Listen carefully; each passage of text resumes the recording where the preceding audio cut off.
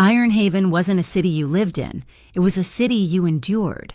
It was a harsh, sprawling port where the smell of welded steel and cold Atlantic salt clung to the air, embedding itself deep in the lungs. Tonight, the rain wasn't just falling, it was drilling, a relentless percussion against the corrugated tin roofs of the wharf. Inside the Salt and Ember, a 24/7 diner bolted to the edge of the pier, the fluorescent lights hummed a weary tune, casting everything in a harsh, sterile glow. It smelled of old grease, burnt coffee, and the damp wool of the few dock workers nursing mugs at the counter. Mira Vale, 26 years old, was running on 8 hours of sleep stretched over 2 days. She moved with an economy of motion, refilling coffee pots and wiping down counters, her apron stained with the ghosts of 1,000 orders. As she cleared a plate, her faded gray sleeve hitched up, revealing a thin, white line across the delicate skin of her wrist. It was pale as a fishbone, a scar she kept hidden, the only souvenir from a life she had spent her last 10 years trying to outrun. She paused by the register, counting the crumpled bills and heavy quarters in her tip jar. Her lips moved silently, tallying the meager sum. It wasn't enough. It was never enough. The rent for her tiny apartment in the old ferry district was due. And worse, the bill for her foster mother's medication was waiting. The woman who had taken her in when the system spat her out now had lungs as fragile as wet paper, and Mira was the only thing standing between her and the cold Ironhaven damp. The booth in the dark corner erupted in loud, grating laughter. 3 men. They were regulars, only in the sense that they occupied the same space every Tuesday, the members of the local black cod crew. They were low-level parasites who fed on the scraps of the port, and tonight their attention was fixed on Mira. "Hey, sweetness," one of them called out, his voice oily and thick. He leaned back, hooking a thumb in his belt. "This coffee's cold. Why don't you come warm it up for us?" His companion snickered. Mira's shoulders tensed, but her expression remained perfectly, professionally blank. This was the skill of the late-night shift invisibility. You made yourself functional, forgettable. You became part of the background, too boring to bother, too efficient to break. "Right away," she said, her voice flat, devoid of the anger simmering beneath her breastbone. She grabbed the hot pot, walked over, and refilled their mugs, her eyes fixed on the dark liquid, ignoring the way their stares crawled over her. "Look at me when I'm talking to you," the leader slurred, his hand shooting out to grab her wrist, the one with the scar. Before his fingers could close, the bell above the diner door chimed, a sharp, clear sound that cut through the thick air. The rain swept in, a cold mist that preceded the man who filled the doorway. He paused for a beat, framed by the buzzing red neon sign outside, the water dripping from the hem of his long, dark wool coat to pool on the worn linoleum. He was tall, his stillness absolute. The diner, which had been humming with low chatter and the hiss of the grill, fell utterly silent. This was Cassian Drago. He was a name spoken only in low tones in Ironhaven, a man who moved through the city's underbelly with the lethal precision of a surgeon's blade. He was charisma and cold calculation, and he was, shockingly, alone. His gaze swept the room once. It wasn't threatening, it was worse. It was assessing, a heavy weight that cataloged everything.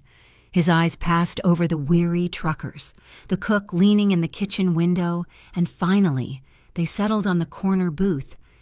He didn't speak. He didn't move. He just looked. The man holding Mira's arm froze, his face draining of color. The laughter of the black cod crew died instantly, choked in their throats. It was as if an invisible signal had been given, a frequency only they could hear. The leader's hand snapped back as if burned. "We were just leaving," he mumbled, throwing a few crumpled bills onto the table. In seconds, the 3 men were out of the booth, shuffling past the counter, their eyes averted from the man at the door. They pushed back out into the storm, vanishing like phantoms. The silence they left behind was heavier than their noise had been. Cassian Drago let the door click shut, He moved with a quiet grace, the wet wool of his coat smelling of the cold ocean as he passed. He slid onto the stool at the far end of the counter, the one cloaked in shadows. Mira pulled her sleeve down, her heart hammering a frantic rhythm against her ribs. She grabbed a clean mug, her hand miraculously steady. "Black, no sugar," he said. His voice was low, like gravel pulled from the harbor floor. She poured. The dark stream was the only thing moving in the diner. She set the mug down in front of him on a clean napkin. She didn't look at his face, but she saw his hand as it closed around the warm ceramic. The knuckles were scarred, the fingers long and calloused. This was not the hand of a man who sat behind a desk. For a long moment, the only sounds were the rain hammering the roof and the low buzz of the clock.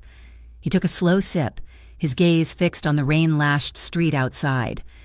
"You planning on staying here?" he asked, his voice soft, yet it cut through the room. The question caught Mira off guard. It wasn't small talk. It wasn't a line. It felt like an interrogation, a question that sought to strip her bare, right down to the bone. And he was asking about the diner, about Ironhaven, about the life that was slowly grinding her down. Mira finished polishing a glass until it squeaked. She forced a smile, the thin, brittle one she reserved for difficult customers and impossible situations. "The rent gets paid," she evaded. He turned his head then, and his eyes met hers. They were dark, impossible to read, and they saw everything. They saw the tremor she was hiding, the scar on her wrist, the exhaustion in her shoulders. He finished the coffee in one long swallow, the gesture final. He pushed the mug forward and stood. From his pocket, he pulled a thick fold of cash and dropped it onto the counter. Mira glanced down. It was a staggering amount, at least $300 bills, maybe more, for a $2 coffee. "Keep it," he said. He moved toward the door, then paused, his hand on the brass handle. The cold air rushed in around his ankles. "Don't let anyone print on you again." He didn't wait for a response. He was gone, swallowed by the storm as quickly as he had appeared. Mira stared at the money, her breath caught in her throat. "Don't let anyone print on you." He had seen it. He had seen the way the Black Cod crew had tried to leave their mark on her, staking a claim. She rushed to the window, wiping the condensation away with her apron. She saw him walking down the pier, his head bent against the wind, a solitary figure moving through the deluge. Across the street, parked in the deep shadow of a loading crane, sat a sleek, black sedan she hadn't noticed before. Two men sat in the front seat, visible only as silhouettes. They were his, she knew, his bodyguards, and they hadn't moved, they hadn't followed him in. He had walked into her diner, into that tense, volatile situation, completely, devastatingly alone. The night finally wound down. The hiss of the grill went quiet. The last truck rumbled away from the loading bay. Mira stacked the change, the heavy, crisp bills from Drago burning a hole in her apron. Outside, a distant engine thrummed, the deep bass note of a container ship navigating the channel, heading out to the open sea. The smell of diesel smoke mingled with the cold, bitter coffee left in the pot. A new trajectory had just been set, and Mira Vale, the girl who had spent a lifetime trying to be invisible, was being pulled into the dark, swirling vortex of Ironhaven. The next night, the Salt and Ember was a tomb. The rain had paused, but the air was heavy and damp, and the piers were unnervingly silent.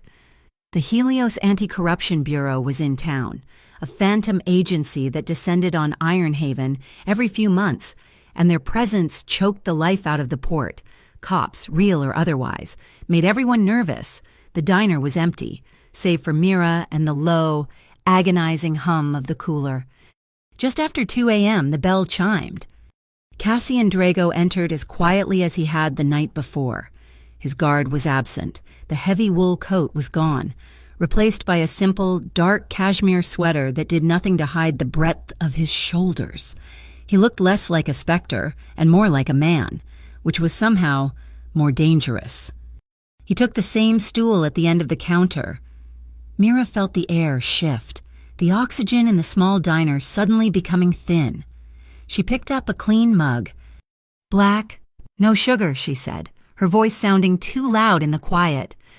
He nodded, and as he rested his hands on the formica, she saw it. The back of his right hand was a fresh wound. The skin over his knuckles was split and scraped raw, oozing dark blood that looked black in the low light. It was new, hours old at most. Mira froze for only a second, then instinct, the same instinct that made her count tips and check the locks, took over.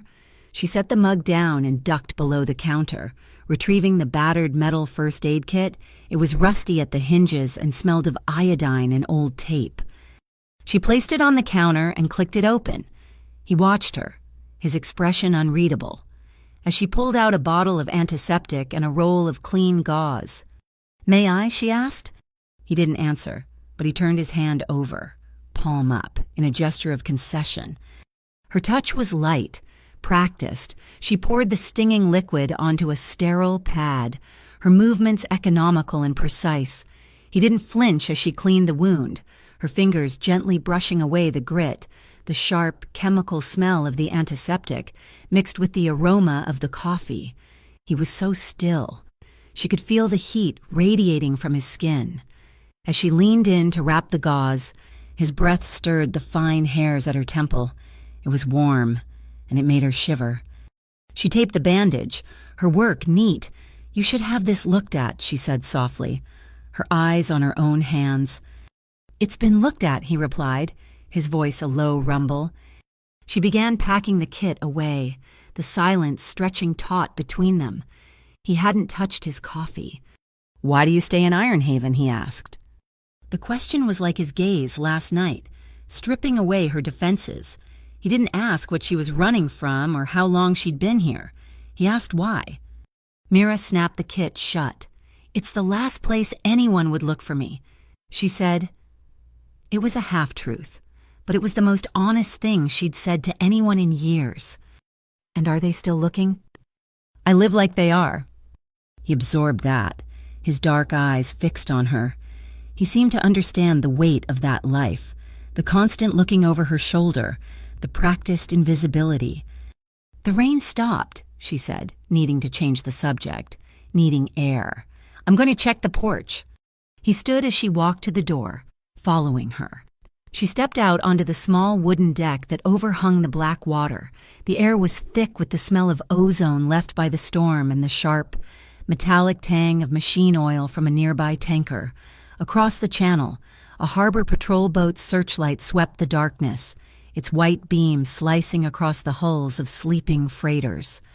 She gripped the damp railing, breathing in the cold, clean salt. "It's not a place for someone like you," he said, standing a few feet away. "You don't know anything about me. I know you don't belong here." She turned to face him, a flare of the old anger rising. "And you do. You walk in, and men run. You bleed, and you don't flinch. You're right. I don't belong in that. But this diner, this is mine." He moved then. It wasn't fast, but it was inevitable, closing the small space between them. The weak light from the diner window caught the silver in his dark hair. He stopped just shy of touching her, his presence a palpable force. "You're wrong," he whispered. "This isn't yours. It's just a cage you've learned to clean." Before she could form a reply, he raised his uninjured hand. He didn't grab her. He cupped her jaw, his thumb resting on the pulse that hammered beneath her ear, his calloused palm warm against her skin. It wasn't a claim, it was a question, his eyes searching hers in the gloom. And Mira, who had spent a decade building walls, felt them crumble to dust. She closed her eyes, her lips parting on a shaky breath, her shoulders, which she had held rigid for 10 years, finally relaxed. The kiss was not sweet, it was not gentle, it was desperate, a controlled collision. It was the taste of his black coffee and the cold salt of the sea, a drowning man's last grasp for air. His hold on her jaw firmed, tilting her head back as he deepened the kiss, a low groan vibrating in his chest. The sound of the rain-swollen waves crashing against the pilings below became a curtain. pulling shut around them, sealing them in the dark. The world narrowed, the entire sprawling, dangerous city of Ironhaven shrinking to the few inches of space between their bodies. He was the one who broke it. He pulled back, just a single breath, but it felt like a mile. His hand dropped from her face, clenching into a fist at his side. He stared at her, his chest rising and falling, his eyes a storm of suppressed emotion. "I shouldn't have come back here," he said, his voice harsh. Before Mira could find her own breath, a sound snagged his attention, a low rumble. A heavy-duty pickup truck with no license plates was cruising slowly down the pier. It shouldn't have been there. This area was for foot traffic. The passenger window was down. Mira didn't see the glint of the camera lens, but Cassian did. His jaw hardened, a muscle flexing tight as the truck accelerated, disappearing into the maze of shipping containers. He turned back to Mira, his expression now completely shuttered. The moment of vulnerability was gone, sealed behind steel. "You were right," he said, his voice flat. "They're still looking. And now, they're looking at you, too." He reached into the pocket of his trousers and pulled out a thin, heavy card. It was matte black plastic, with no name, no number, no magnetic strip, just a blank, solid object. He pressed it into her palm. Her fingers instinctively closed around it. "When you hear the ship's horn," he commanded, his voice leaving no room for argument. 3 times in a row, long and loud. Don't think, don't pack, don't ask questions. Just go. The address is coded to the card. It will get you in." He turned and walked back into the diner, tossing a wad of cash onto the counter. He was out the door and gone before she could even say his name. Mira stood on the porch, the cold air seeping into her thin uniform. Her lips still tingled, her entire body thrumming with a dangerous, unfamiliar energy. She looked down at the key card in her hand. It felt heavy, like a weapon.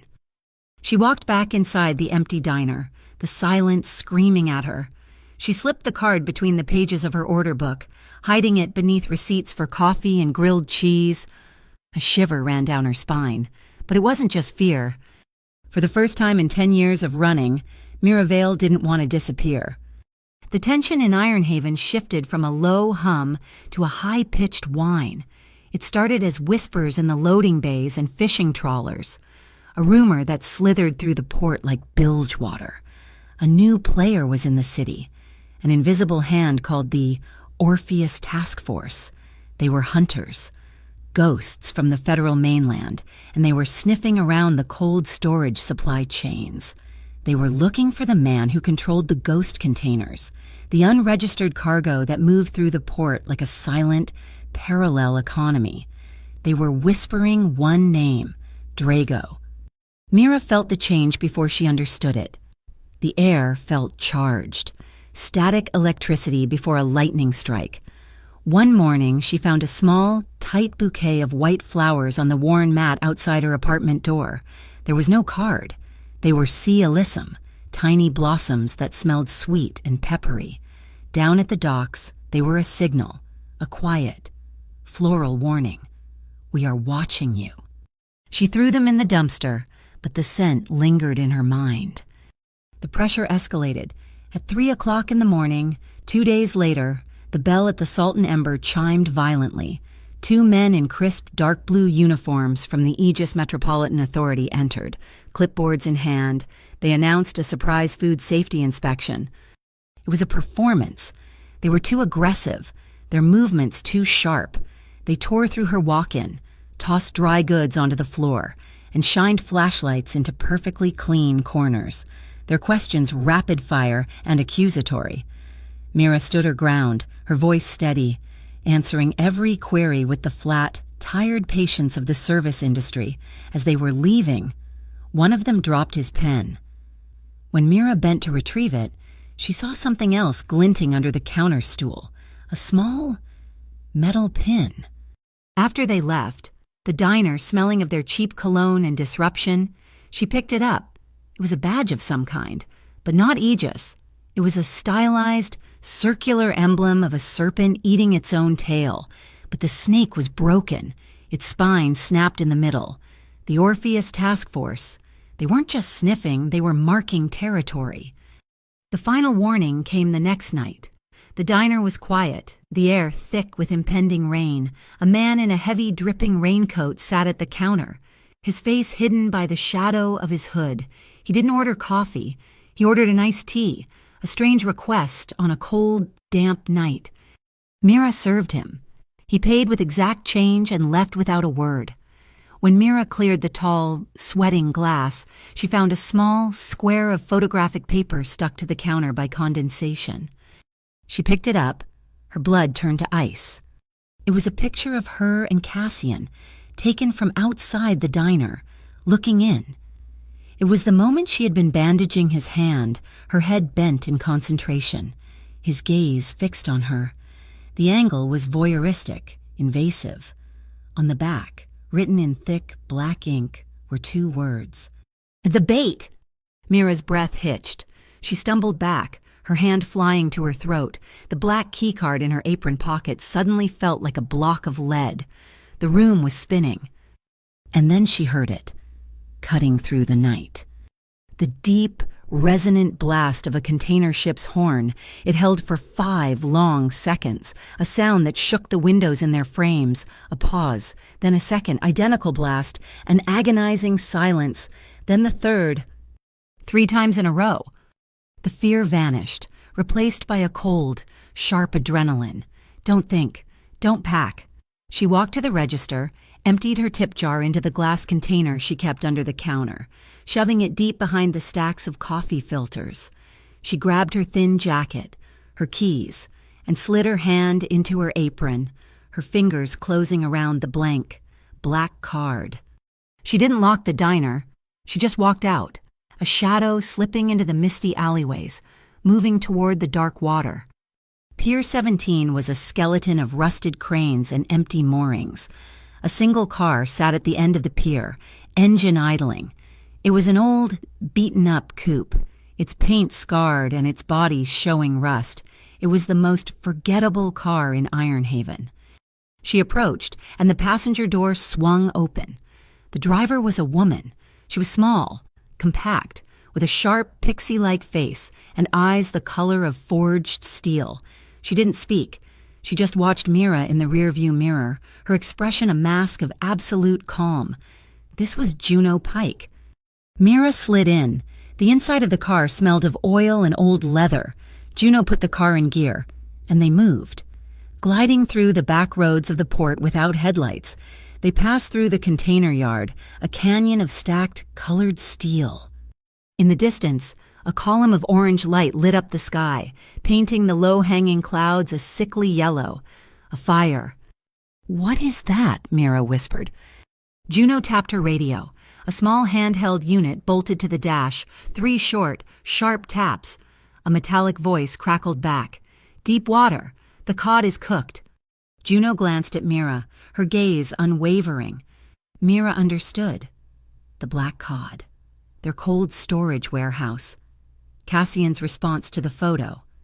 Juno navigated the car into a derelict warehouse district, the buildings dark and hollowed out. She parked in the shadow of a massive, silent factory and led Mira to a steel door, up 3 flights of rattling metal stairs. They emerged into a large, open loft. It was a safe, flat, but barely. A folded cot in the corner, a military-grade medical kit on a small table, a single-burner hot plate, and nothing else. Cassian Drago stood in the center of the room, his back to them. His sleeves were rolled up to his elbows, and he was staring at a massive, detailed map of the Ironhaven port spread across a drafting table. He didn't turn when they entered. "They'll use you for leverage," he said, his voice flat, his eyes still tracing the shipping lanes on the map. "They think you're a weakness they can press. I don't bargain with that." He tapped the map, near the area that was now burning. "I choose to put out the fire." He finally turned, his eyes finding hers. They were cold, focused, and utterly devoid of the warmth she'd felt on the porch. This was the man who commanded the shadows. Mira's fear coalesced into a single, hard point of defiance. "I have to go back." His expression hardened. "You're here now. You're safe." "No," she insisted, her voice shaking but firm. "My foster mother. There's a picture of her in my apartment. It's the only one I have. I am not leaving it." "It's a thing, Mira. It's not worth your life." "It is to me," she shot back, her chin high. "You don't understand. I'm not that bait. I'm not a piece you move. I am going back for it." He stared at her for a long, silent moment, a flicker of something annoyance, or perhaps respect in his dark eyes. He grabbed his coat from the cot. "Fine. We go together. Juno, wait for the signal." The trip back was a blur of shadows and adrenaline. They entered her building's stairwell, the air thick and smelling of dust and old paint. As they reached the second-floor landing, a shape detached itself from the darkness. A man, all in black, moved with a sudden, vicious speed. A blade flashed, arcing toward Mira's stomach. Time seemed to slow. Cassian didn't reach for a gun. He moved inside the attack, his body a fluid, brutal engine. His left hand deflected the man's wrist, the sound of bone striking bone echoing in the stairwell. His right hand drove, not a punch, but a solid, short jab of his palm, striking the attacker's chin with a sickening snap. As the man staggered, Cassian hooked his leg, sweeping the man's feet from under him. The man collapsed in a heap, the knife clattering on the concrete. He didn't move. 3 moves, 3 seconds, utterly silent. Cassian didn't even look at the man, and he just looked at Mira, who was pressed against the wall, her heart trying to escape her chest. "You stop the threat," he said, his voice level, as if he were teaching her how to poach an egg. "You don't fight, you end it." He nodded toward her apartment door. "Get the picture." The loft was a metal drum, and the storm was the drummer. Rain lashed against the corrugated tin roof with a relentless, deafening rhythm. Hours had passed. Mira sat on the floor, her knees drawn to her chest, the framed photo of her foster mother clutched in her hand. Cassian stood at the single, grimy window, a motionless silhouette against the gray, turbulent sky. Then, with a metallic groan and a pop, the single overhead bulb died. The loft plunged into an oppressive darkness, the sound of the rain instantly becoming louder, more violent. Mira flinched, her hand tightening on the photo frame. "It's just the grid," Cassian's voice came from the darkness, calm and low. "The whole district is probably out." She heard a click, and a thin, yellow beam of light cut through the room, a heavy-duty flashlight.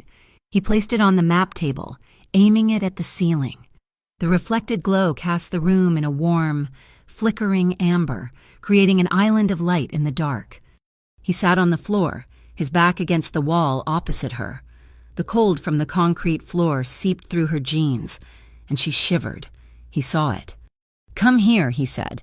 It wasn't an order, just a statement of fact. "Closer to the center. It's warmer." She hesitated, then shuffled a few feet, sitting with her back against a wooden support beam. He mirrored her, moving to the beam opposite. They sat facing each other, their knees almost touching in the small circle of light. The cold made them huddle, shrinking the space between them. "Lennox Island," he said, breaking the silence. His voice was quiet, introspective. "That's where I grew up. My mother taught me how to mend fishing nets. She used to say, 'The steel in your heart is fine, Cassian, just don't let it rust.'" Mira watched his face in the flickering light. The shadows softened the hard lines, making him look younger. "My father," he continued, his gaze distant. "He saw the port differently. He turned it into a blood-soaked ledger, taught me how to read it, how to balance it." "And your mother?" Mira asked softly. "The rust got to her," he said, his voice flat, devoid of emotion, which was more revealing than any breakdown. Mira felt a familiar ache of shared loss. "I was in Northbridge," she found herself saying, the words tumbling out into the safe. Dark space. The foster system. I had so many names, so many houses. I used to dream of having just one name, one that I didn't have to change every time I moved, one that meant I belonged somewhere. She looked down at the photo in her lap. She was the only one who let me keep mine. The silence that followed was comfortable, a shared understanding of lives shaped by loss. "We should eat," Cassian said, standing abruptly. He rummaged in a crate with the flashlight, emerging with 2 cans of soup and a hot plate connected to a battery pack. He found a small pot and a can opener. He struggled with the opener for a moment, his large, scarred hands awkward with the small, domestic tool. Mira got to her knees. "Here," she said. She took it from him, opening the can with a few practiced twists. She poured the soup into the pot and set it on the burner. When it was hot, he poured it into 2 tin mugs. He handed one to her, his fingers brushing hers. She took a sip and recoiled, the metal scalding her lip. He chuckled. It was a low, rusty sound, as if the mechanism was rarely used. "You're supposed to blow on it," he said. "Nobody told me the Mafia etiquette for canned soup," she retorted, a small smile touching her lips. He picked up a plastic spoon, but as he dipped it in, his movements were too sharp, threatening to slosh the hot liquid over the rim. Mira reached out, her hand closing over his, guiding it. "Slowly," she whispered. "Rotate the spoon gently. Don't splash." His hand, the one that had ended a man's life in 3 moves, was completely still under her gentle guidance. He looked at their joined hands, then up at her face. The space between them crackled. They both laughed, a quiet, sudden burst of sound that was immediately swallowed by the storm. It was the most normal, human moment Mira had felt in a decade. The laughter faded, but the charge remained. The beam of the flashlight was growing dimmer, the battery fading, the shadows deepened, closing in around them. He set his mug down. He didn't move toward her, but his gaze held hers, intense and searching. In the near darkness, he raised his hand, the one she had bandaged, and lightly brushed his knuckles along her jaw. His touch was rough, but incredibly gentle. He stopped, his eyes asking the question his lips did not. Mira felt her breath catch. This was her choice. She wasn't bait. She wasn't a pawn. She made a decision. She gave a small, almost imperceptible nod. That was all he needed.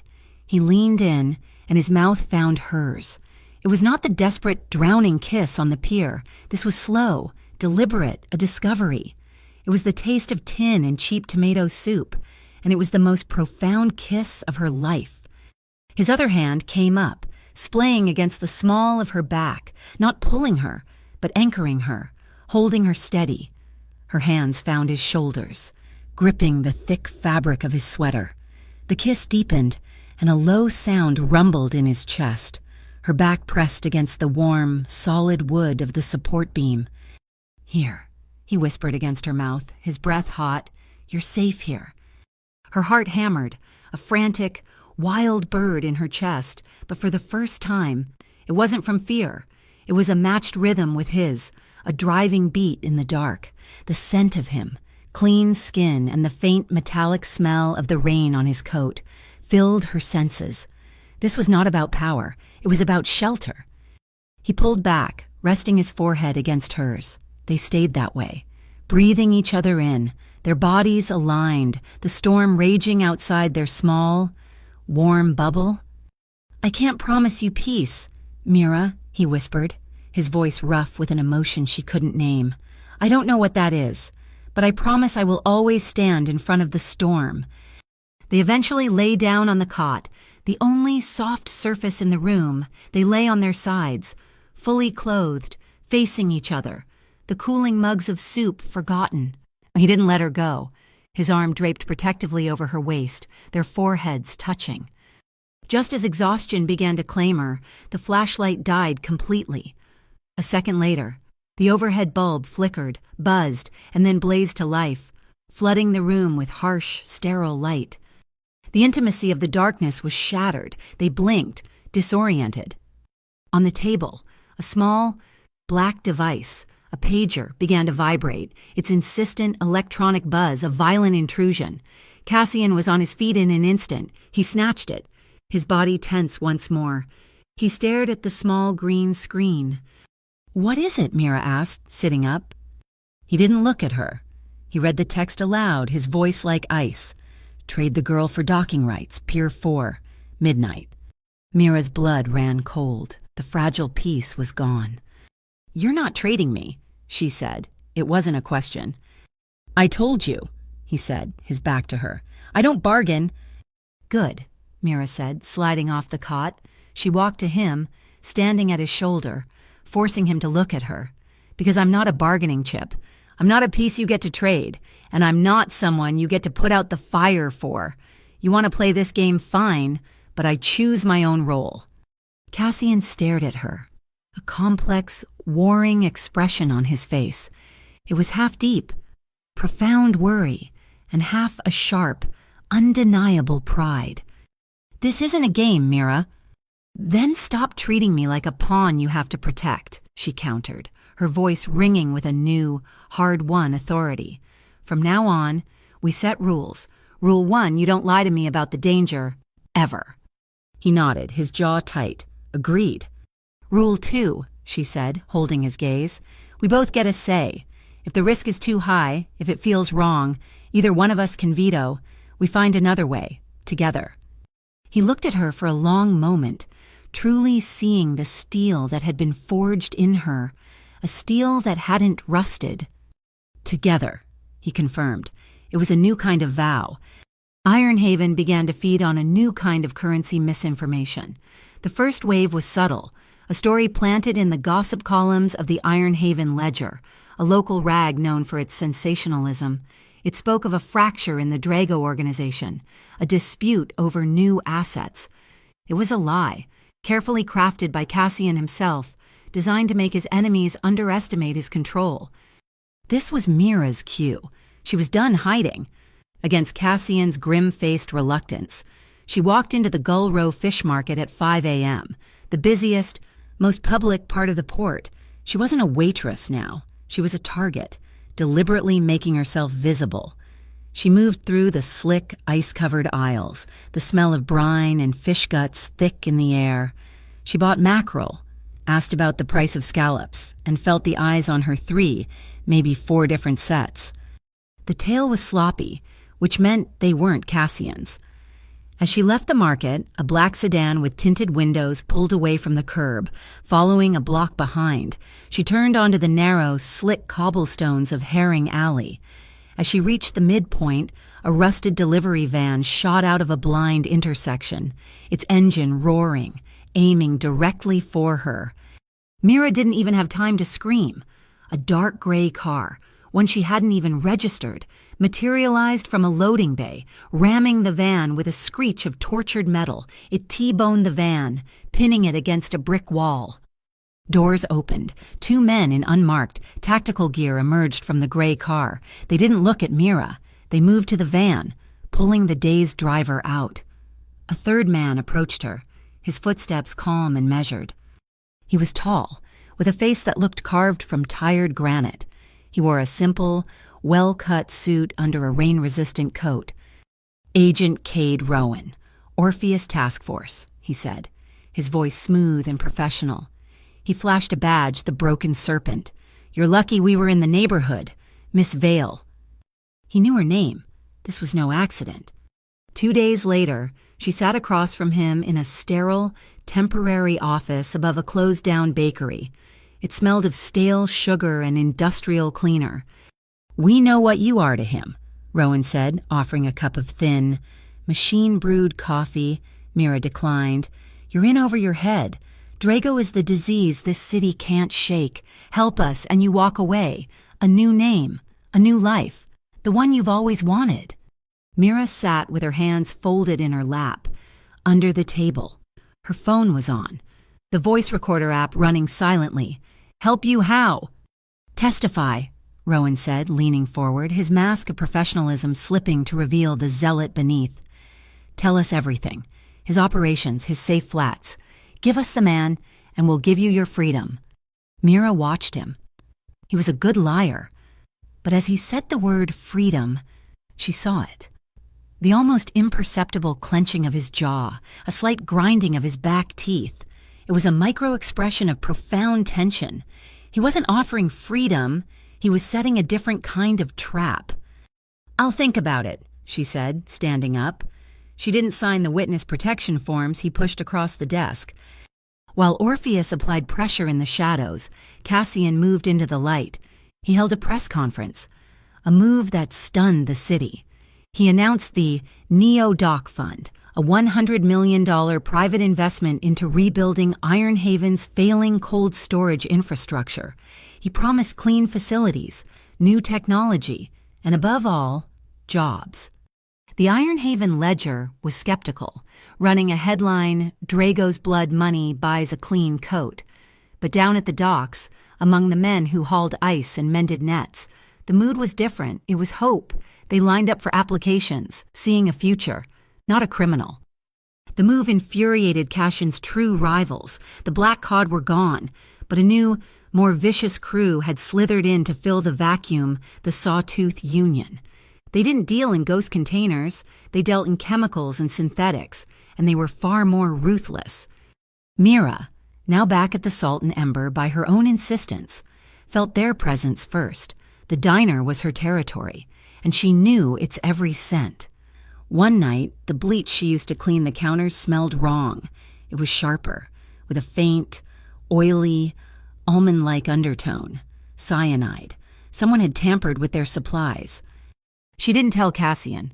She told Juno. Juno, silent and efficient, arrived the next morning disguised as a city inspector. While Mira distracted the day shift cook, Juno installed a new piece of equipment, a commercial stapler for the order tickets. It was heavy, black, and had a pinhole camera lens embedded in its side, aimed directly at the supply closet. They didn't have to wait long. That night, the footage captured the new dishwasher, a quiet kid who never made eye contact, carefully pouring a small vial into a fresh bottle of bleach. Juno didn't take the footage to the Aegis police, who were on Rowan's payroll, or Cassian's. She sent it, encrypted and anonymous, to the one outside agency they all feared, the Helios Anti-Corruption Bureau. Helios didn't make arrests. They made contact. A representative, a woman in a severe suit, met Mira not in an office, but on a bench in the old Ferry District Park. "The Sawtooth Union is a cancer," the woman said, not looking at Mira, "and you've just shown us where to cut. We believe you can find more." She offered Mira a deal be a shadow witness. No testimony, no public record, just data. Pass them information on Sawtooth, and in return, Helios would ensure the Aegis Authority and the Orpheus Task Force officially classified the Salt and Ember as a non-strategic asset. They would leave it alone. Mira agreed, with one condition: the diner and everyone who works in it. You keep them all safe, untouchable. That night, in the loft, Mira and Cassian laid down their newfound constitution. They wrote it on the back of a bar napkin. 3 rules, their 3 red lines. 1, Cassian said, his voice low. "We don't use children, ever. No messengers, no lookouts. I don't care how desperate we are." 2, Mira added, her pen hovering over the paper. "We don't touch the fishermen or the dock workers, the civilians. This fight stays between the players." And 3, Cassian finished, his eyes meeting hers, a silent acknowledgement of her territory. "No blood is ever spilled in the diner. Not ours, not theirs. It stays clean. It's sanctuary." They had a truce with Helios, a plan for Orpheus, and a strategy for the Sawtooths. For a moment, it felt like they were in control. The next day, a stray container, marked unclaimed, was left on Pier 17, blocking the service road to the diner. When Cassian's men forced it open, the cavernous metal box was empty. Except for one object in the very center, a single, worn wooden stool from the Salt and Ember's counter. Draped over the back, pressed and clean, was one of Mira's gray waitress uniforms. It was a silent, terrifying ultimatum. Cassian stood beside her as they looked at the picture Juno had sent. His face was granite. "They want you to be afraid." Mira stared at the uniform.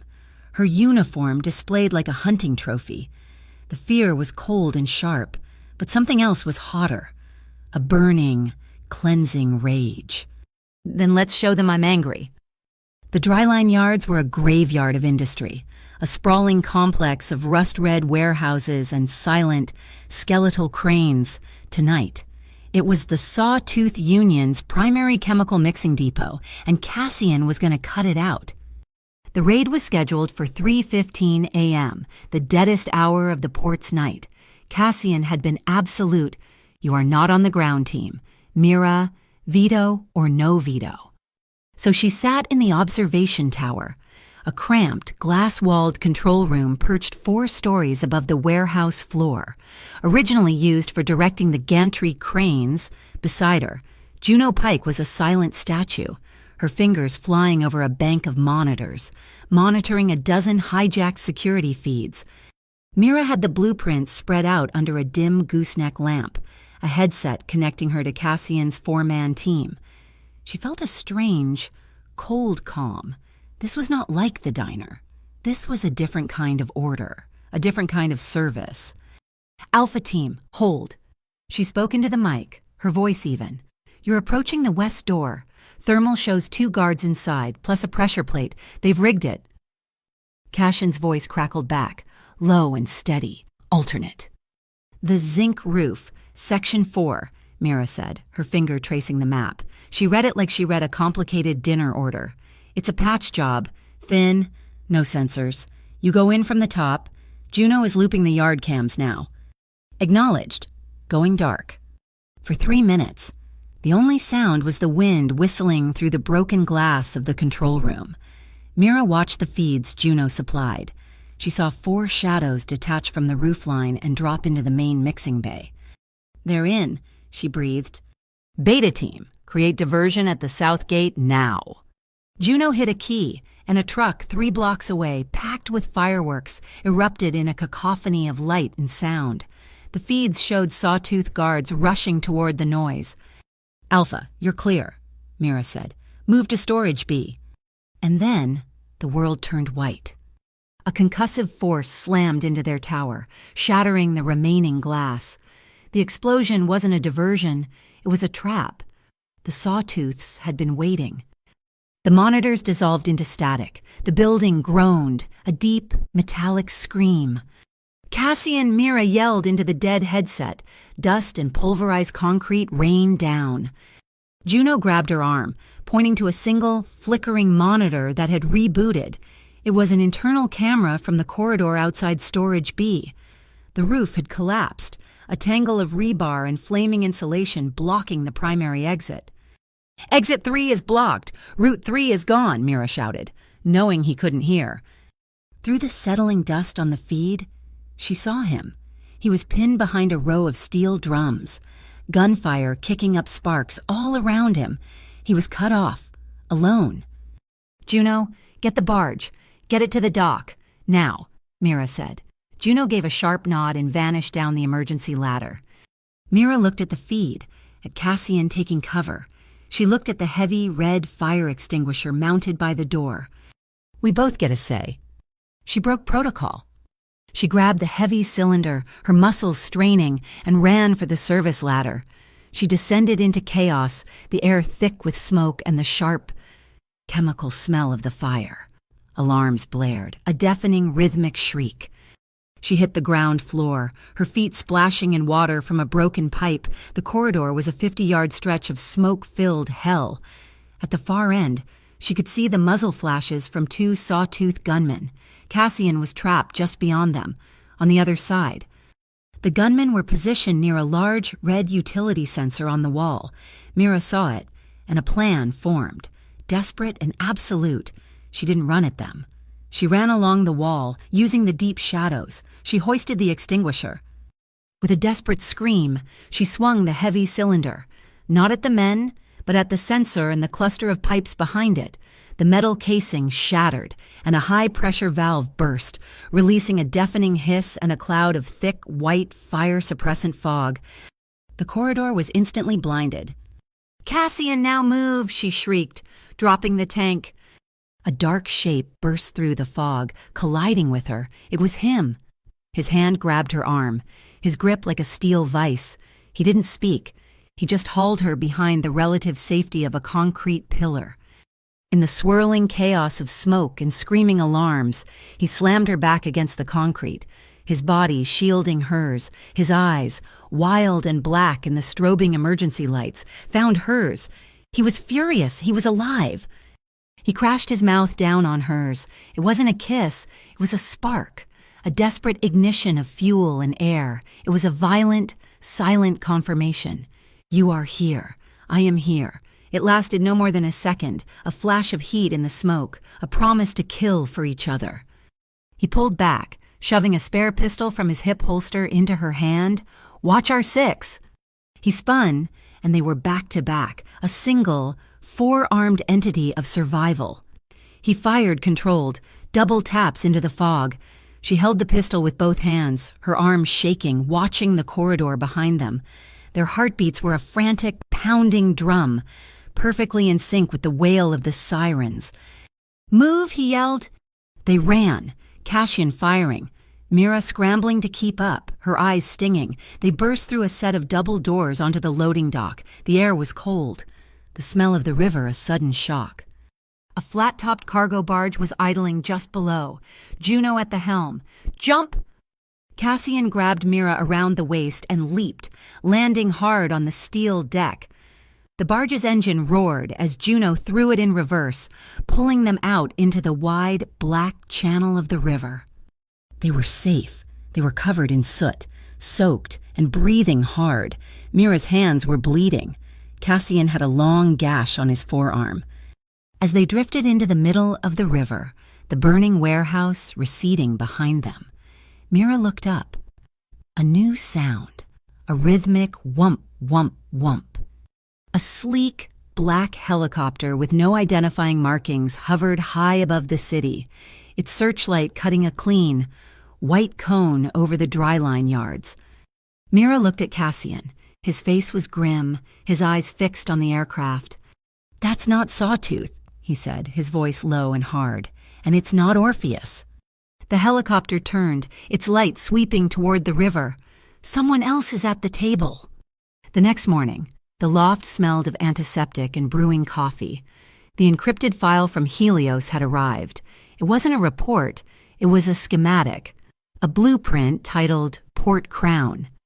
It was a vast, intricate web of bribes, shell companies, and kickbacks connecting every corner of Ironhaven's Port Authority. It showed how money flowed from the gangs, like Sawtooth, up through logistics managers, union bosses, and Aegis police captains. And at the very top, sitting in the center of the web like a bloated spider, was one name, the City Transportation Commissioner. Cassian stared at the screen, his face a cold, hard mask. His focus shifted, the decision clicking into place like the hammer of a gun. We've been biting at the ankles, he said, his voice quiet, pulling weeds, one by one, while the roots grow deeper. He looked at Mira. I'm done fighting gangs. It's time to dissect the system. Mira looked at the name on the screen, the name of a man who attended charity galas and cut ribbons at new bridge openings. Cassian, she warned, her voice barely a whisper. That's not a man. That's a religion. Touching the port's crown is touching the god of Ironhaven. Agent Rowan reappeared, not with a quiet request, but with the force of the law. He found Mira on the steps of her apartment building as she returned from buying groceries for her foster mother. Two uniformed Aegis officers flanked him, their hands resting on their holstered weapons. Mira Vale, Rowan announced, his voice carrying the impersonal weight of bureaucracy. He held out a folded document. This is an official summons. You are a material witness in a federal investigation. You will come with us. We have a car. Mira's blood ran cold. This was not a request. This was an abduction sanctioned by a badge. I have the right to call a lawyer, she said, her voice betraying a slight tremor. You have the right to comply, Rowan countered, his eyes hard, or you can be arrested for obstruction. Before she could answer, a battered coupe skidded to a halt at the curb. Juno Pike was out of the car, her phone in her hand, the camera lens pointing directly at Rowan. She didn't say a word, but her steel-gray eyes were a silent challenge. Rowan's professional mask twitched. He hated being recorded. He shoved the summons into Mira's hand. "Midnight tonight, room 304, Ironhaven Grand Hotel. Don't be late." He and his officers turned and left, their movements stiff and angry. Back in the loft, Juno took the document from Mira's shaking hand. She didn't read it. She placed it on a high-resolution scanner and blew the image up on her largest monitor. She zoomed in on the official seal of the Orpheus Task Force. She pointed. "What?" Mira asked, leaning in. Juno pointed again, tracing the outline of the broken serpent. Then she pulled up an image of the pin Mira had found in the diner. She toggled between the two. Mira saw it. On the pin, the serpent's head was perfectly aligned with its broken tail. On the summons, the head was misaligned, shifted to the left by perhaps a single millimeter. It was an almost imperceptible flaw. "It's a fake," Mira breathed. "A forgery." "Worse." Cashin's voice came from the doorway. He had been watching, his face dark. "It's a sawtooth trap, and Rowan is the bait. They're not just trying to get to you. They're trying to flush me out." He walked to the map, his back to her. "This is over. I'm sending you to Ashport. Juno can have you on a transport vessel in an hour. New name, new life. The one Rowan promised you. But this one will be real." The words hit Mira like a slap. "No!" "This is not a discussion now," Cashin said, his voice flat. "I'm not leaving," she said, her voice rising, vibrating with a new, unfamiliar anger. "I'm not a package you get to ship for its own good. I'm not running again." "You will be dead," he shot back, turning to face her. "You saw the summons. You saw the fire. This is the Port Crown. Mira, they will not stop. They will put a bullet in you just to see what expression I make." "Then let them see," Mira shouted, her hands clenched. "I'm tired of being invisible. I'm tired of running. This is my home. That diner is my home. I'm not leaving it." She stalked over to the map, her finger jabbing at the blueprint of the Port Crown. "You want to win? You want to change this? Then we do it my way."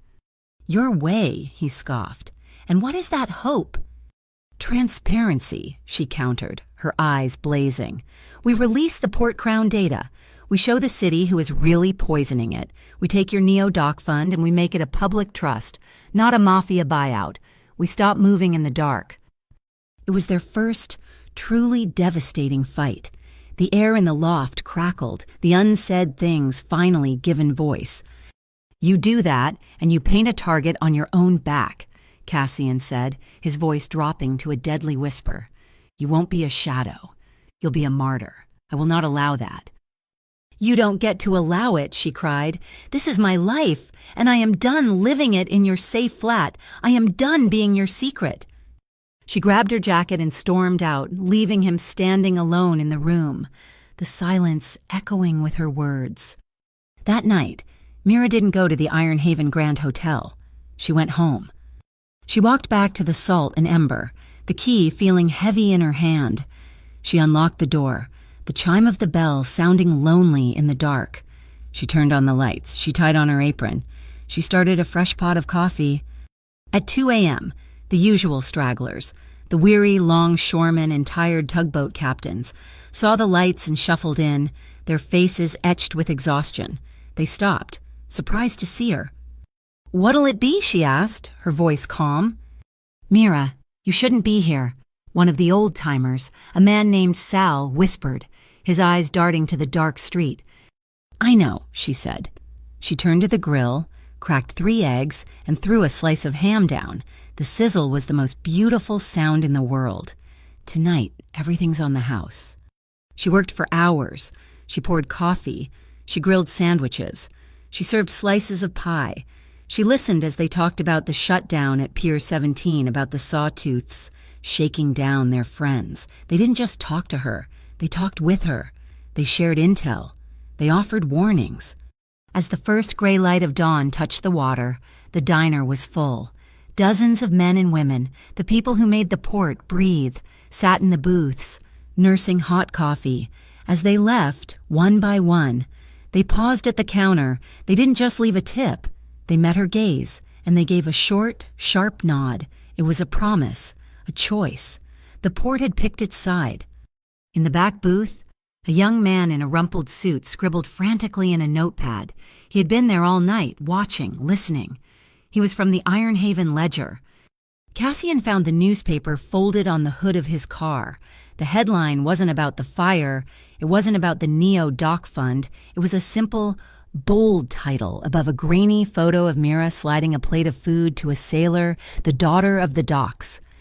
He read the article, his expression unchanging. The reporter had captured it all: the fear, the loyalty, the quiet defiance. He read how the diner had become a sanctuary, a light in the dark. Cassian finally folded the paper, a slow understanding dawning on his face. He had been trying to win Ironhaven with guns and shadows. Mira was winning it with coffee and trust. Her power wasn't a weapon, it was a shield, and it was stronger than his. He found her on the roof of the diner, wrapped in a blanket, watching the sunrise. The air was cold and sharp with salt. The rhythmic lights of the channel buoys blinked in the harbor, like a field of earthbound stars. He didn't apologize, he just stood beside her, handing her a fresh, hot coffee. "If you stay," he said, his voice low, "I change the way I fight." Mira looked up at him, her eyes tired but clear. She leaned her head against his arm. He responded by taking the edge of the thick blanket and wrapping it around them both, pulling her close. The wind whipped at them, salty and cold, but in the shared cocoon, there was only warmth. He tilted her chin up. His kiss was not the desperate spark in the fire, it was the slow, steady warmth of the coffee in her hands. It was an admission. It was a surrender. His lips were soft, his hand gentle in her hair. She sank into him, her hands clasping his, their fingers lacing together. They stood there for a long time, foreheads pressed together, the city waking up below them. "We don't leave each other mid-game," he whispered against her skin. "No," she whispered back, "but I have one more rule." He pulled back just enough to see her eyes. "When you choose violence," she said, her voice quiet but absolute. "When we cross that line, it can't be for revenge, it can't be for power. The only reason must be to protect the people down there, the ones with no seat at the table." Cassian looked at her, at the woman who had faced down his world with nothing but a coffee pot and a spine of steel. He saw the future of the port in her eyes. He gave a single, slow nod. It was an Ironhaven oath. Few words, but the price was absolute. The dethrone the crown plan was not about force, it was about finesse. The target was Crown House, a gleaming 25-story glass tower on the waterfront that housed the Port Authority.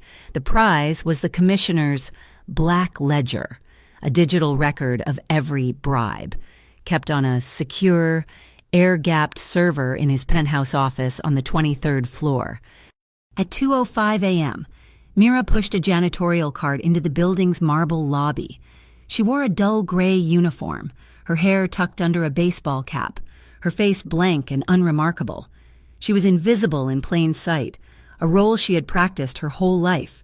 She swiped a cloned keycard, and the service elevator doors opened. Inside stood Cassian, dressed in a blue contractor's jumpsuit with a fake Apex Elevators logo stitched on the chest. He held a metal toolbox and didn't look at her. "Third shift's late," he grumbled to the empty lobby, playing his part. The doors slid shut. Miles away, in a van parked on an overpass, Juno Pike plugged a laptop into a junction box. She didn't just loop the security cameras, she seized control of the building's entire HVAC system. As Cassian and Mira ascended, Juno redirected the building's climate control, pumping condensed, humid air drawn from the sea filters into the ventilation system of the 23rd floor. A fine, artificial sea fog began to mist the penthouse, distorting the camera lenses just enough to blur fine details without triggering a full system alert. The elevator chimed, the doors opened onto a silent, opulent office. The air was thick and damp. Through the mist, they moved like ghosts. Cassian used a bypass key on the commissioner's door while Mira stood watch, her heart a trip hammer. Cassian was inside. 30 seconds later, he was out, a small, black hard drive in his palm. He held it up. Got it. It was too easy. The moment the drive left the server dock, the trap sprung. Steel shutters slammed down over the elevator doors with the sound of a guillotine. The glass doors to the penthouse balcony locked with a heavy, magnetic thud. Red lights began to flash, silent and ominous. They were sealed in. "Juno, what's happening?" Cassian snapped into his comms. Juno's voice was tight. "It's a tertiary system. It's not Aegis. Someone else is in the network, a new firewall. I can't break it." A new player, not the Sawtooths, not Orpheus. This was the someone else from the helicopter. The true power. The consortium of Grey, the shadow coalition of financiers who owned the port, the commissioner, and everyone else. They weren't just protecting their puppet, they were protecting their investment. The main alarm finally blared, a deafening shriek. Plan B. Cassian yelled over the noise. He ran to the massive, floor-to-ceiling windows. He slammed his toolbox against the small emergency release panel. With a pneumatic hiss, the safety protocols engaged. The massive panes of reinforced glass didn't shatter. They unlocked from their frames, designed to be blown out by high-pressure winds. The sudden change in pressure and the strong ocean gale at this height created a vacuum. The wind howled into the room, a violent physical force. Papers, lamps, and chairs were sucked toward the open void. Mira, caught off guard, stumbled on the slick, mist-covered marble floor. She slipped. She was sliding, unable to find purchase, heading straight for the open edge, 23 stories above the unforgiving concrete. She screamed, a sound torn from her throat by the wind. A hand shot out and clamped onto her wrist. Cassian.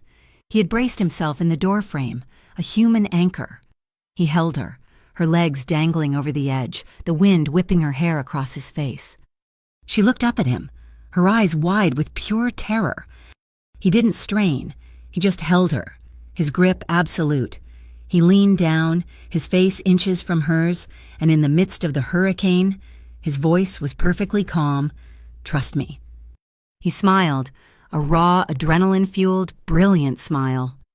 A sharp thwack echoed from across the street. A titanium-tipped grappling hook slammed into the steel window frame beside Cassian's head.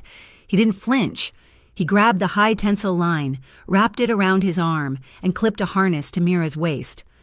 Juno, perched on the roof of Block B opposite, had fired the line. "Hold on," he yelled. He cut them loose. They swung out into the terrifying open air, a human pendulum arcing between the two buildings. Below them, the first Aegis police sirens began to wail, their blue and red lights painting the street, a swarm of angry hornets. 3 factions, all converging on the same point. They slammed hard into the side of Block B, Cassian's body taking the brunt of the impact. Juno was there, hauling them over the parapet onto the flat, tarred roof. "Service elevator, now!" Juno signed, her hands a blur. They ran, Cassian pulling Mira, whose legs were still shaking. They piled into the freight elevator, the doors closing just as they heard shouts from the stairwell. The elevator descended, its slow, grinding pace an agony. When the doors opened on the ground floor loading bay, they weren't alone. Agent Cade Rowan stood there, his gun not drawn. He was alone, and for the first time, Mira saw him clearly. He wasn't a zealot, he was terrified. His face was pale, his hands visibly shaking. He wasn't the hunter, he was just another cog in the consortium's machine.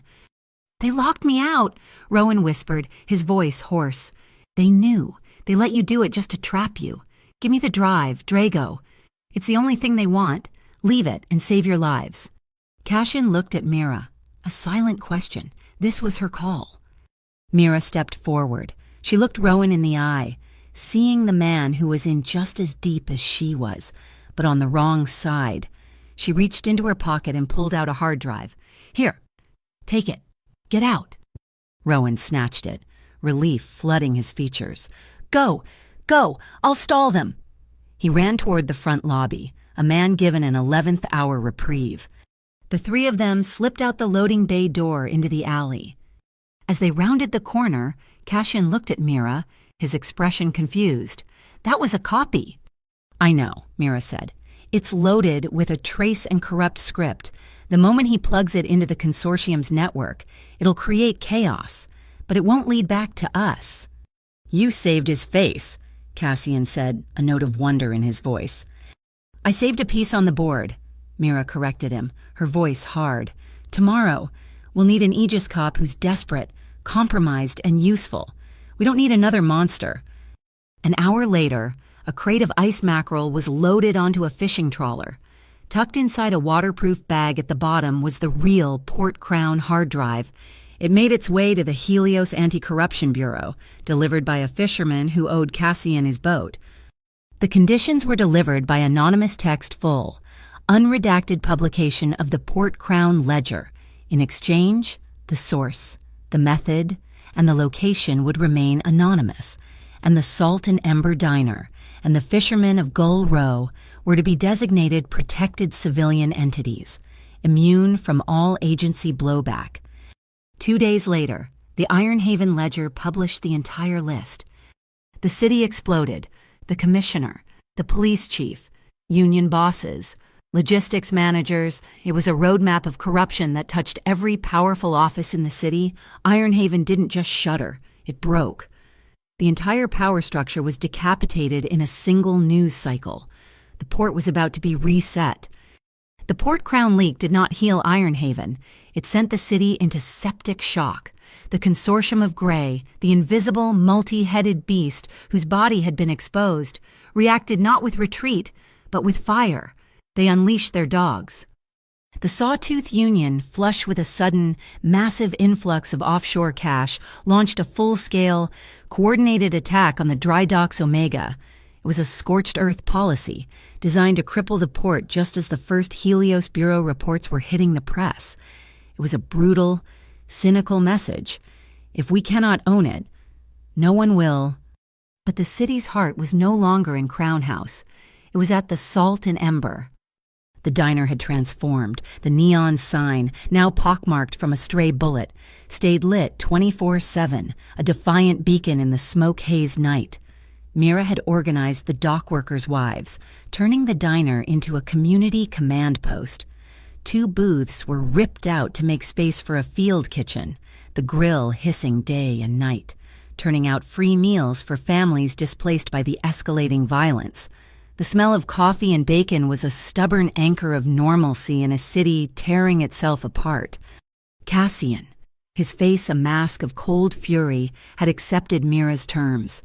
He split his forces, a decision that went against his every instinct. "Juno, you do not leave her side," he commanded, his voice low. "The diner is the red line. It does not fall." He sent half his men to form a hard, invisible perimeter around the diner, protecting the civilian center. He took the other 4, his most trusted, and went to meet the Sawtooths at the docks. But this time, he wore a button-sized camera on his lapel, feeding a live, encrypted signal to a laptop Juno had bolted under the kitchen's order window. Mira, her face streaked with sweat and flour, now served coffee with one hand while directing a street war with the other. The battle ignited the sky. Drones, paid for by the consortium, dropped chemical flares that bathed the docks in a flickering, sickly green light. Gunfire erupted, a chaotic echoing roar. An ambulance, trying to reach a wounded fisherman, was pinned down by gunfire from a warehouse. Mira, seeing the crisis on a local news feed, grabbed a walkie-talkie. "Sal, tell them to back up. Use the wind alley behind the old ice house. It's too narrow for the armored trucks to follow. Go now." She knew every shortcut, every hidden street, every alley that smelled of salt and rust. She was guiding the city's healers through the lulls in the fighting. The war came to her door. The diner's back entrance burst open, and 2 sawtooth thugs spilled in, their eyes wide with adrenaline, eager to be the ones to break the sanctuary. Before the first man could aim his weapon, Juno moved. She was a silent blur from the dry pantry. A 20-pound bag of flour exploded against the man's chest, a white cloud blinding him. He gasped, inhaling a lungful of fine powder. The second man raised his pistol toward Mira. She didn't hesitate. She grabbed the heavy, broken cast-iron handle she used to prop the storage door. She swung it, not at his head, but a low, brutal strike against his wrist. The sound of bones snapping was sharp and clean. The gun clattered to the linoleum. Mira stood over him, her chest heaving, the iron bar held ready. "No guns!" she panted, her voice shaking but absolute. "Not in here!" Juno disarmed the first man, and they were both zip-tied before the cook at the grill even turned around. The red line had held. On the laptop screen, Cashin's feed was a dizzying blur of motion. He was hunting the head of the snake. He cornered the new sawtooth leader in the main processing bay, under a massive, silent gantry crane. The man was a giant, his face obscured by a crude mask made of interlocking shark's teeth. The fight was primal. No bullets, just the sound of fists hitting flesh. The sawtooth leader was a brute, using his weight to slam Cassian against a steel support, then back toward a deep, open vat of bubbling, anti-rust adhesive. Cashin's boot skidded, the heel catching on the metal lip. He was off balance, vulnerable. Mira watched, her knuckles white on the counter. "He's too strong. Cassian, use your speed." Then she saw it. High above them, on the crane's chassis, a small red maintenance light was blinking. Not randomly. It was a pattern. 3, 2, 3. "Juno, the grid map," she yelled. She'd seen that code on the new wiring diagrams Cassian's team had installed. It was the remote override. "He's trying to trap you. He's using the crane." Mira ran to the diner's main fuse box, which now housed a grid controller. Her finger found the breaker labeled Dry Dock Omega Sector B Crane. "Cassian, move now!" she screamed. She slammed her fist down, cutting the power. On the docks, the sawtooth leader, his hand reaching for a remote trigger to drop a 1-ton container, froze as the lights on his controller died. That split second of confusion was a fatal mistake. Cassian exploded upward. He was no longer a brawler, he was a surgeon. A palm heel strike to the throat, a blow to the solar plexus, a final, devastating elbow to the temple. The shark-tooth mask flew off, and the man collapsed. The sirens that rose were not the corrupt Aegis police. They were the armored trucks of the Helios Bureau, arriving in force. They weren't coming to save anyone. They were coming to collect the pieces. As they fanned out, Agent Cade Rowan was with them, his gun drawn from a high catwalk. A hidden consortium sniper team opened fire, not on Cassian but on the Helios agents. Rowan dove for cover, and in that moment, he made his choice. He saw Cassian's men, saw the fishermen who were watching, and saw the corporate mercenaries firing on federal agents. Rowan raised his weapon, turned, and fired back at the consortium snipers. The board had just changed. The sawtooths broke. Their leader was down. Their paymasters were firing on the feds. They ran for their escape boats, but the community was already moving. A fleet of small fishing trawlers and recreational boats, organized by Sal, surged into the channel, their engines roaring. They created a solid wall of hulls, blocking the sawtooth's escape, trapping them on the pier. The fishermen didn't fire a shot. They just held the line. In the center of the docks, Cassian stood over the unconscious sawtooth leader, the smoke of the battle swirling around him. The sun was just beginning to rise. Every eye, Helios, the fisherman, his own men was on him. This was the moment The old way, a bullet to the head, a body in the water, a message sent. The cycle of revenge. He looked at the small camera on his chest, his eyes finding Mira's across the distance. He saw the diner, the line of civilians, the red line she had drawn. He made the new choice. He stooped, zip-tied the leader's hands, and hauled him to his feet. He shoved the man, alive and defeated, toward the astonished Helios agents. He was making a public statement. The cycle was broken. In the salt and ember, Mira sagged against the counter, a sob of relief catching in her throat. She smiled, her eyes blurred with tears. Across the water, on the roof of a darkened, silent warehouse, a man who had not been part of the fight adjusted his position. A sniper. He had stayed clear of the chaos, his target singular. He settled the rifle stock against his shoulder, looking through a high-powered scope. He bypassed the docks, the agents, the fishermen. He focused on the one, bright, warm light in the chaos. He centered the crosshairs on the front window of the Salt and Ember. He found her, a tired woman in a gray apron, smiling in relief. The red laser dot, a tiny crimson insect, crawled onto the gray wool of Mira's apron, settling over her heart. She was smiling, her eyes still on the laptop feed, her body sagging in relief from the battle's end. On the docks, Cassian saw it through his camera. He wasn't watching the fight. He was watching the feed, watching her. The red dot was invisible to her, but on his screen, it was a glaring prophecy. His voice roared, not through the comms, but from his own throat, a raw, primal sound down. Juno, hardwired for reaction, did not look. She launched herself from the pantry, a blur of motion. She hit Mira in a flying tackle, their bodies crashing to the linoleum floor behind the solid oak counter. A millisecond later, the sound of a high-velocity rifle cracked the dawn. The bullet punched through the diner's front window, crossed the room exactly where Mira had been standing, and obliterated the large, industrial coffee percolator. The machine exploded in a cloud of scalding water, shrapnel, and superheated steam. Cassian was already moving. He scanned the rooftops opposite the diner, his eyes searching for the glint of sunlight on glass. He saw it. A faint flash from the roof of the old textile warehouse, 600 yards out. He was sprinting, his men flanking him. "He's on the textile roof, southeast corner," he yelled into his comms. In the diner, Mira scrambled up, her face stinging from the steam. She grabbed the walkie-talkie. She knew that roof. "Cassian, no. The main ladder is a kill box. He'll be watching it. Take the external access. Technical ladder 4, by the water tower. The wind off the channel will cover your sound." She was looking at a schematic of the docks she'd taped to the kitchen wall, her mind mapping the battlefield. Cassian took the ladder, ascending the 4 stories in a silent, controlled burn. He emerged onto the tarred roof. The sniper was there, a man in full tactical gear, already packing his rifle, a consortium professional. The man saw Cassian and raised a sidearm, but Cassian was too fast, his foot striking the man's wrist, sending the pistol skittering away. Cassian slammed him against the parapet wall. The sniper laughed, his voice muffled by a balaclava. "You see, Ironhaven never changes. You just move the pieces."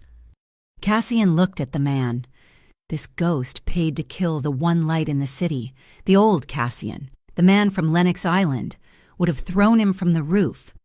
Instead, he picked up the expensive carbon fiber sniper rifle. He didn't aim it. He broke it. Snapping the stock over his knee and tossing the pieces, he grabbed the sniper by the front of his vest and forced him to look down. The man's eyes widened. Below, the battle was over.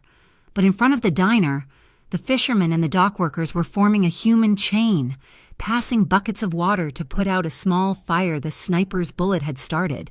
They were protecting their diner.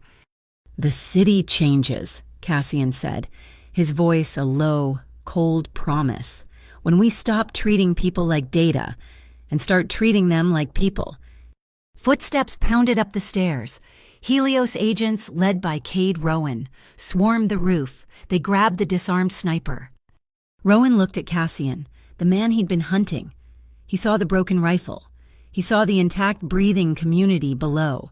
He turned to his men, his voice loud enough for all to hear. "The target is the sniper. Drago is a cooperating witness." He looked back at Cassian, a curt, profound nod. "Today, I stand with the diner." The storm broke. With the consortium's hired gun in custody and their connection to the attack exposed, the House of Cards collapsed. The Ironhaven Ledger, protected by Helios, published Port Crown Part 2, The Money Trail.